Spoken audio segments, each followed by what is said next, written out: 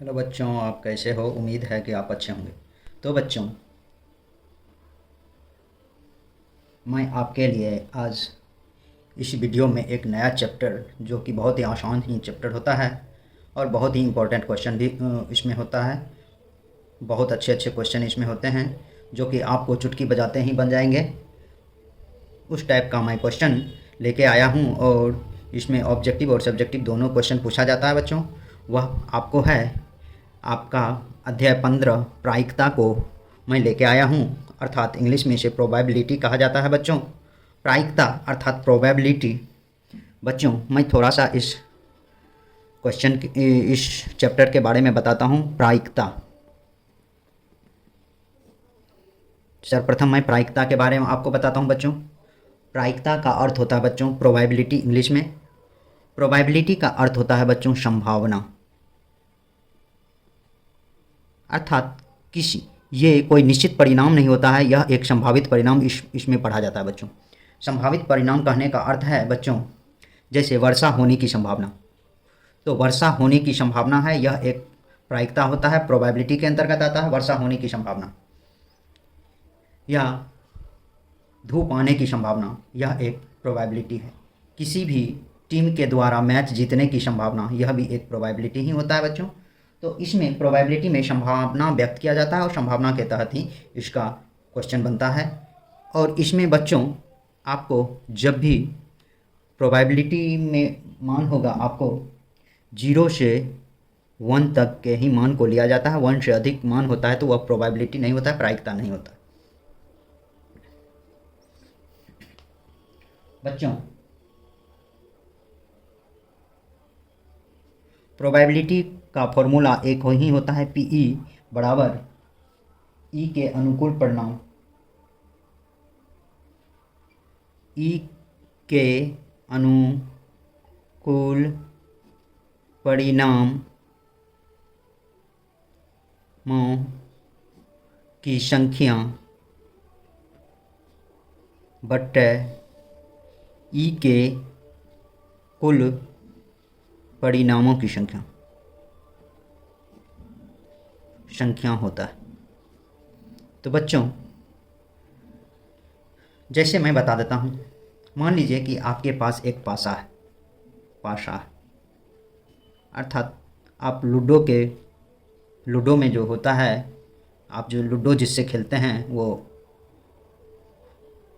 उसी को पाशा कहते हैं, जिसमें 1 से 6 तक लिखा हुआ रहता है। तो बच्चों, पाशा में हमेशा 1 2 3 4 5 6 अंकित होता है। अब 6 आने की प्रायिकता, जब हम पाशा को फेंकते हैं तो 6 आने की प्रायिकता यह प्रोबेबिलिटी में ही होता है। तो कभी इसमें 1, कभी 2, कभी 3, कभी 5, कभी 6 आता है। तो यह जो अंक आने की प्रायिकता है, यह अंक जो आता है, यह अंक आपको प्रोबेबिलिटी के तहत ही आता है। जैसे सिक्कों को उछालने पर हेड या टेल आने की प्रायिकता, आने की संभावना, हेड या टेल आने की भी संभावना क्या होता है बच्चों? यह प्रायिकता के अंतर्गत ही होता है बच्चों।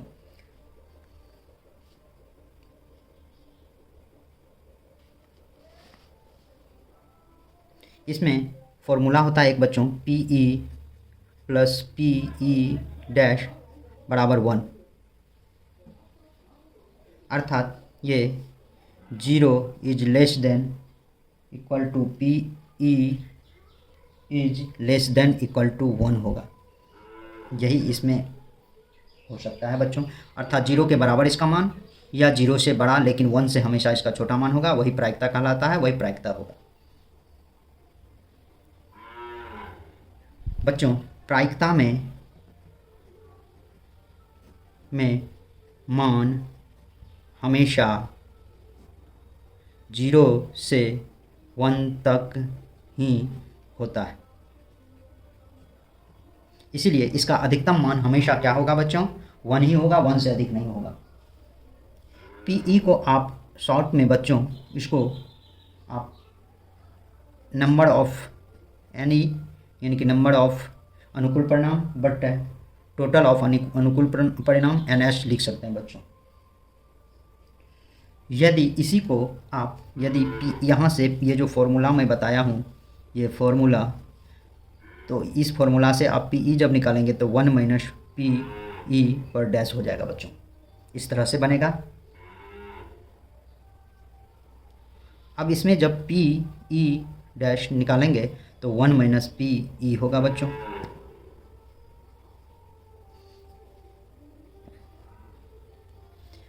बस इसमें इतना ही फॉर्मूला है बच्चों। इस प्रोबेबिलिटी में, प्रायिकता में, एक ये फॉर्मूला और उसी को ड्राइव किया हुआ ये फॉर्मूला, और इतना बात जानना जरूरी है। संभावना का अर्थ होता है प्रायिकता का अर्थ होता है संभावना। किसी भी घटना घटने की संभावना को प्रायिकता कहते हैं। तो बच्चों कह रहा है किसी घटना की प्रायिकता का अधिकतम मान होता है। तो इसमें बच्चों आपको जब भी अधिकतम मान पूछा जा रहा है तो अभी तुरंत बताया हूँ मैं, प्रायिकता की संख्या क्या होता है 0 से 1 तक, इसलिए इसका अधिकतम मान कभी भी होगा तो 1 होगा। इसका ये थ्योरेटिकल प्रश्न है बच्चों, तो इसका आंसर सॉल्व करने की आवश्यकता नहीं पड़ती है, इसलिए इसका आंसर हो जाएगा बच्चों 1 का सी।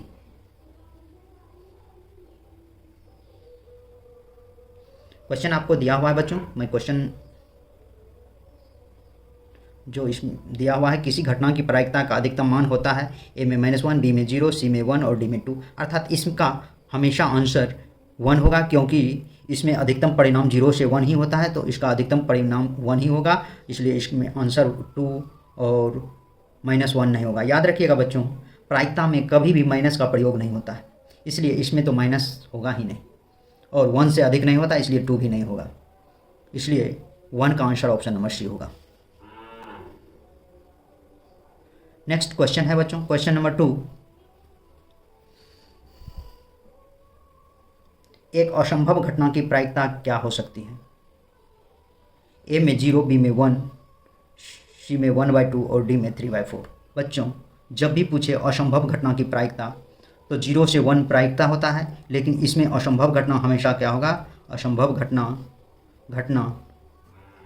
क्या होगा 0, क्योंकि बच्चों मैं इसे समझाता हूँ आपको। प्रायिकता मीन्स वर्षा होने की संभावना या तो होगी या नहीं होगी, उसमें 0 का कोई बात नहीं है। कोई भी मैच जीतेगा या नहीं जीतेगा, दो ही स्थिति होगा, उसमें कोई 0 होने की प्रायिकता नहीं है, इसीलिए असंभव घटना इस प्रायिकता में 0 ही होता है। तीसरा प्रश्न है बच्चों, निम्नलिखित में से कौन सी घटना की प्रायिकता नहीं हो सकती है? ए में 0.8, बी में 80%, सी में 5/6 और डी में 2.5। बच्चों ए 3 का ए दिया हुआ 0.8, 1 से कम वाले अंक को प्रायिकता कहते हैं, इसलिए यह तो प्रायिकता है या प्रोबेबिलिटी है बच्चों, क्योंकि इसका मान 1 से कम है। बी में देखिए बच्चों 80% है, इसको 80/100 लिख सकते हैं, परसेंटेज का अर्थ होता है 100, ये काटे तो 8/10 हुआ, इसको जब डिवाइड करेंगे तो ये भी 0.8 होगा, ये भी एक प्रायिकता ही है, क्योंकि इसका भी मान 1 से कम है। अब जब हम सी ऑप्शन लेते हैं 5/6 है, 5 में यदि 6 से भाग देंगे 0.0, 6 × 48, 2 × 18, 2 यानी कि ये 0.83 होगा, ये 1 से कम है, अर्थात यह भी प्रायिकता है, प्रायिकता नहीं मांग रहा है, इसलिए आपको बच्चों में इससे पहले बताया हूँ 2.5 प्रायिकता नहीं होगा, क्योंकि प्रायिकता का संख्या 0 से 1 के बीच होता है, तो 1 से अधिक 2.5 हो गया, इसलिए ऑप्शन नंबर डी आपको प्रायिकता नहीं होगा। नेक्स्ट प्रश्न है बच्चों, प्रश्न नंबर 4। किसी घटना ई के लिए निम्न में कौन सही है?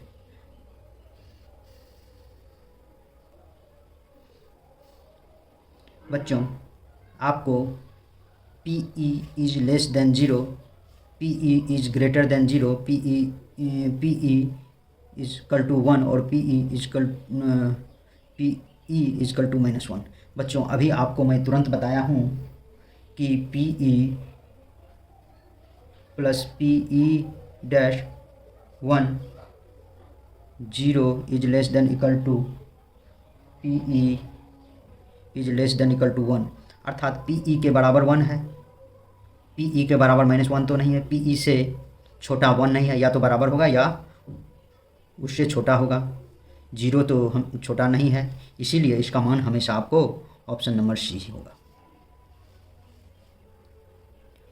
बच्चों जितना भी मैं प्रश्न बता रहा हूँ सारे प्रश्न आपके बहुत ही आसान प्रश्न। घटना हो तब P E plus P E dash, या तो ऊपर से डैश लिखे या इस तरह से लिखे तो भी इक्वल एक ही बात होता है। का मान क्या होगा बच्चों?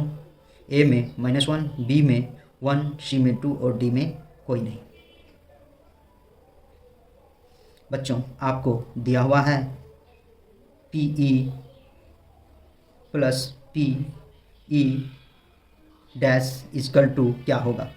चूँकि आप ऊपर का फॉर्मूला ये देख रहे हैं, या तो ऐसे डैश दें या ऐसे डैश दें, बात इक्वल होता है। इसीलिए P E plus P E dash बराबर 1 इसका आंसर होगा बच्चों।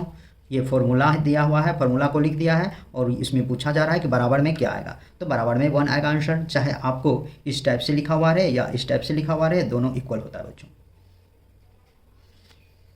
नेक्स्ट प्रश्न है बच्चों प्रश्न नंबर 6। किसी निश्चित घटना की प्रायिकता होती है। किसी निश्चित घटना की प्रायिकता होती है ए में -1, बी में 0, सी में 1, डी में कोई नहीं। बच्चों किसी भी निश्चित घटना की प्रायिकता हमेशा P E plus P E dash बराबर 1, अर्थात किसी भी निश्चित, ये फॉर्मूला के तहत ही होता है, अर्थात किसी भी निश्चित घटना की प्रायिकता हमेशा किसी भी निश्चित घटना की प्रायिकता हमेशा 1 होगा, अर्थात 6 का आंसर ऑप्शन नंबर सी होगा बच्चों। वैसे तो बच्चों अभी तक जितना मैं प्रश्न बताया हूँ बहुत आसान है, लेकिन आगे भी जितना प्रश्न इसमें बताऊंगा सारे प्रश्न आपके लिए बहुत ही आसान होंगे बच्चों। तो बच्चों नेक्स्ट प्रश्न है किसी घटना ई के लिए निम्न में कौन सही है। P E equal to -1, P E greater than 0, P E less than 0, D P E plus P E dash equal to 1। तो बच्चों यह भी आपको फॉर्मूला ही पूछ रहा है, अर्थात P E plus P E dash बराबर 1 इसका आंसर होगा, इसलिए 7 का आंसर हो जाएगा बच्चों ऑप्शन नंबर डी। 8 नंबर प्रश्न है बच्चों किसी घटना की प्रायिकता नहीं होती है। बच्चों आपको शुरू में ही मैं बता चुका हूँ, किसी घटना की प्रायिकता जब पूछा जा रहा है तो देखिए आपको मैं बोला था 0 से 1 तक किसी घटना की प्रायिकता हो सकता है, तो 0.1 होगा ए ऑप्शन जो दिया हुआ, बी ऑप्शन में 0.2 दिया हुआ ये भी होगा, सी ऑप्शन में 1 होगा और डी में -7 नहीं होगा। कभी भी मैं आपको बताया हूँ ऋणात्मक मान प्रायिकता नहीं होता है,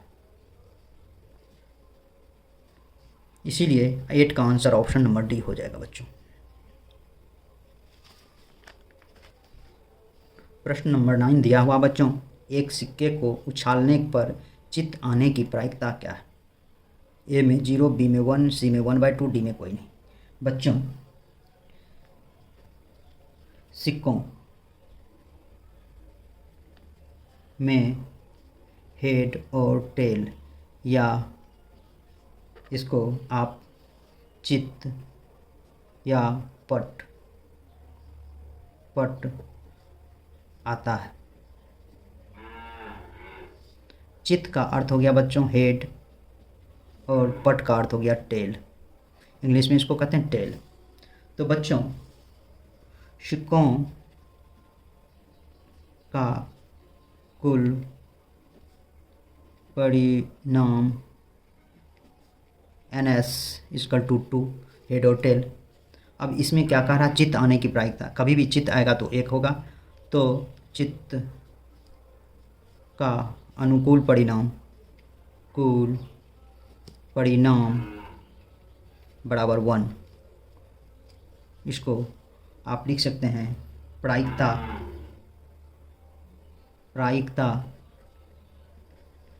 बराबर, इसको P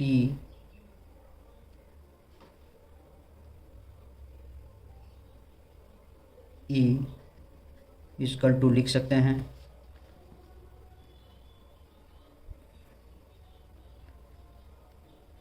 NE/E NS लिख सकते हैं बच्चों।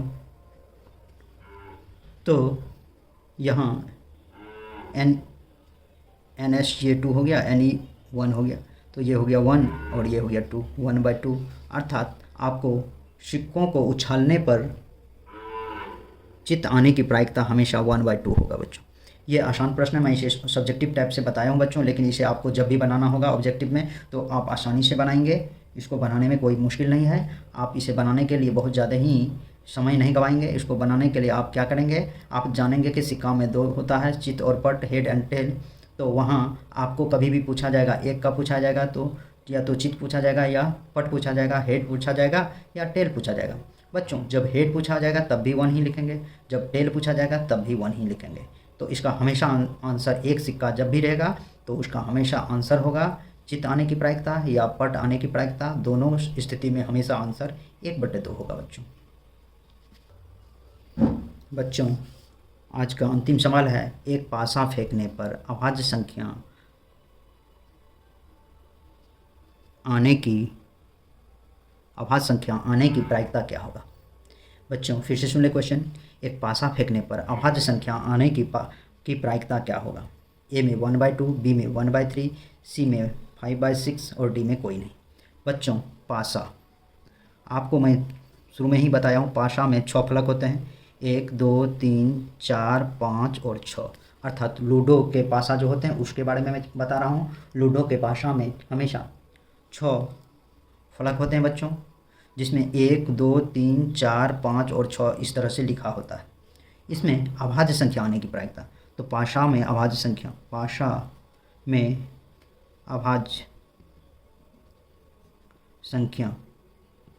बराबर 2 3 और 5, 2 3 और 5 ये 3 ही अभाज्य संख्या है। तो इसको आप लिख सकते हैं, बच्चों अनुकूल परिणाम, अर्थात NE शॉर्ट में मैं लिख देता हूं बच्चों। अनुकूल परिणाम बराबर 3, अभाज्य 3 ठो संख्या आया इसलिए 3 लिख दिया बच्चों। और कुल परिणाम NS ऊपर में लिखा हूं, सिक्कों का कुल परिणाम, उसी तरह से पासों का कुल परिणाम बराबर 6।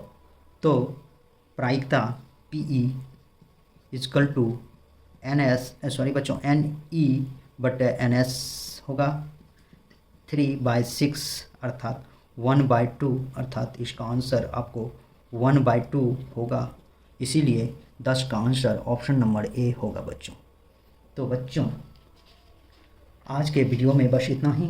मेरे YouTube चैनल पर बने रहने के लिए आप लोगों को बहुत बहुत धन्यवाद, तथा इस प्रकार के वीडियो को देखने के लिए मेरा चैनल को ज़रूर से ज़रूर सब्सक्राइब करें। तो बच्चों बहुत बहुत धन्यवाद। फिर मिलते हैं आपसे अगली क्लास में बच्चों। मेरा वीडियो को ज़रूर से ज़रूर शेयर करें, जिससे कि मुझे आप लोगों के वीडियो शेयर करने से मुझे प्रोत्साहन मिलेगा। तो बच्चों बहुत बहुत धन्यवाद।